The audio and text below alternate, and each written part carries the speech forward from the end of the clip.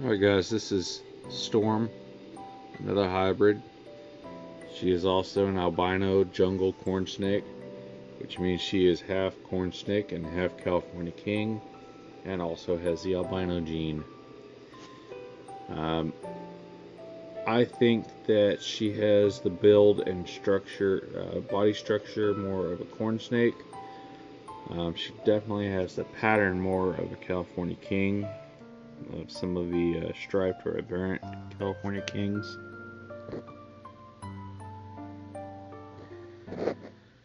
You can see she's mostly white, not orange like Soul was. She's a lot more relaxed and easygoing than Soul is.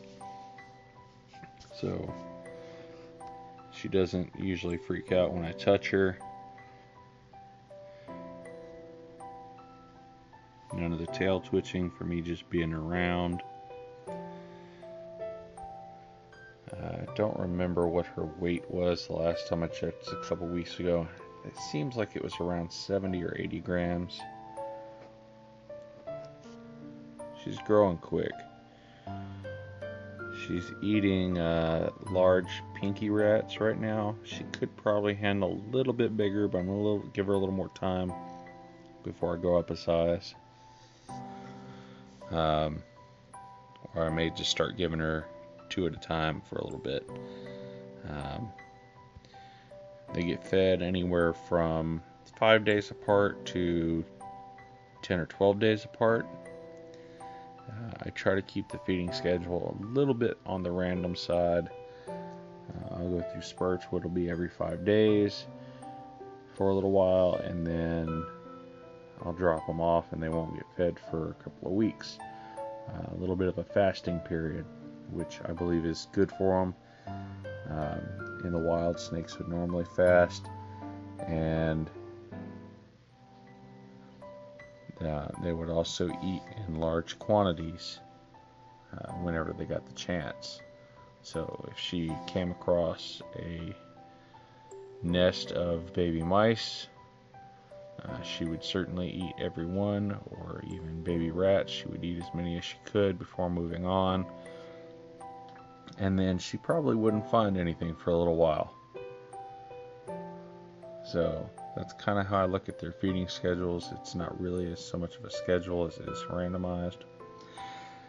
The substrate is what I keep all my colubrids on right now. It is a mix of sphagnum moss and Zilla jungle floor mix. I will be adding some Zoomed reptisoil to it soon when I move them to larger tubs, and I'll be mixing some of the reptisoil into this mix already.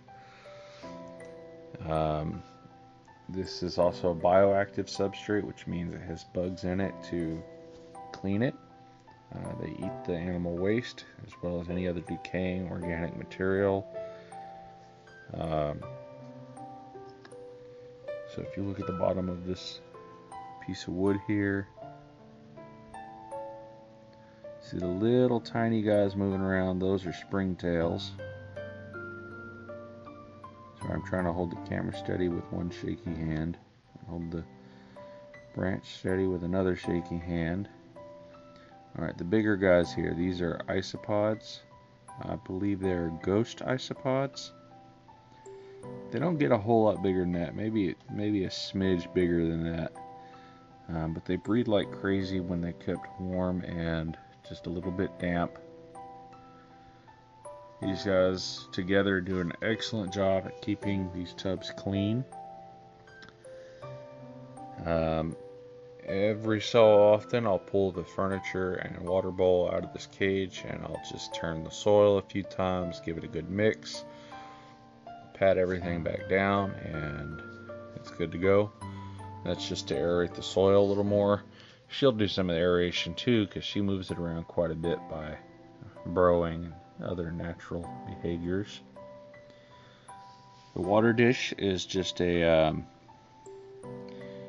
small plastic water jar type of thing. I found at Hobby Lobby. It's for like cleaning your paintbrushes and that kind of thing.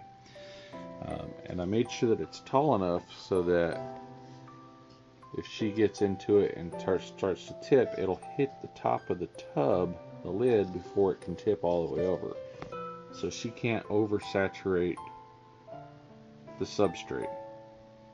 I mean, she doesn't spend a lot of time in the water anyway. Usually, I hardly ever see her in it unless it gets really warm in the room for some reason. Let's see. The tub is just a, I think, Sistema tub. I like these because they have the gasket to seal the edges, and where I've had mites on occasion in the past, I haven't had any for about a year now. Knock on wood, if I had some wood around. But these tubs help keep them from transferring from cage to cage when the cages are in close proximity to one another. It's harder, I think, for the mites to get to the holes, the ventilation on top of the lid, than it is if I put the ventilation holes in the side of the tub, or if I use a tub with a loose fitting lid. So I believe that these help with keeping those little nasty little critters from transferring from cage to cage as easily. Hopefully I won't have to worry about that anytime soon.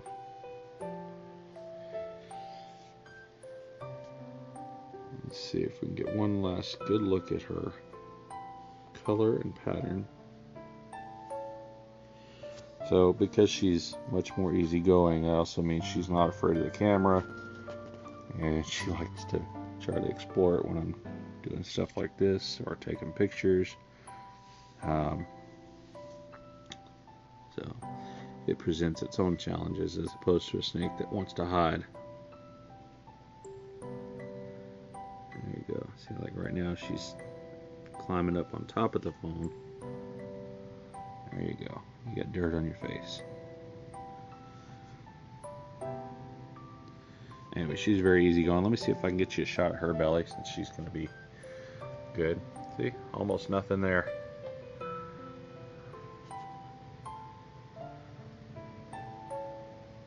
Almost no pattern. Or there's really no pattern. It's just kind of a mottled white yellowish color. Yeah, anyway.